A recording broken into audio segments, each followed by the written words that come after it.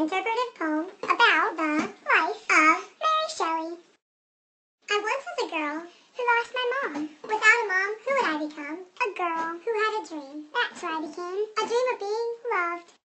And I found a man, but he loved someone else. His name was Mary Shelley. Oh, how dreamy of a man he was. In my eyes, he was a genius. A rich genius.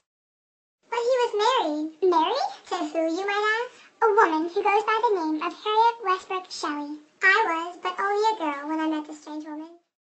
I was a girl who was forbade of seeing my one and only. Oh, how sad I was. I wept and wept and wept, until the night I thought I would lose him forever to the terrible act of his uncertainty of the day to come, because he set out to end his life forever. I ran to him. I ran to him. I ran to him. Then we fled to France together to escape the evils of my father.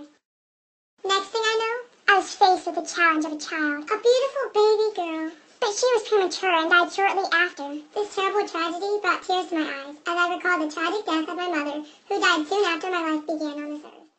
In the next years to come, I would give life to 3 other beautiful babies, with only one that was fortunate enough to continue, Percy Florence. Before my lovely Percy was born, I had to deal with death numerous times.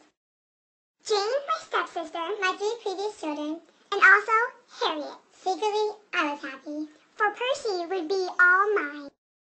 But I'm not a complete terrible person. I did feel a slight pain in my heart at the thought that I could push someone to suicide. But that's besides the point. She's gone now. No returning, ever. So I simply moved on. I was still a young girl with a bright future. Little did I know, I would soon become a legendary novelist, remembered for my brilliant idea that came to me in a dream. The death of my first child must have sparked a new idea in me, because this dream spoke to my soul and gave me an idea that life could be recreated through a wonderful process. From there, I wrote Frankenstein. Percy was a huge influence and support system when it came to writing this novel.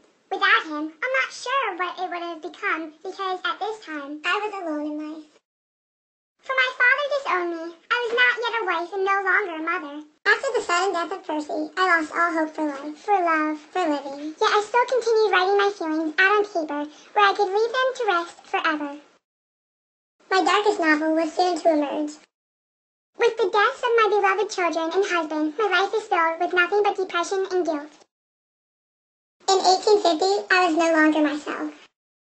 I became just another piece of the sky. The enemy in favor of my death was the brain tumor that finally got what it wanted.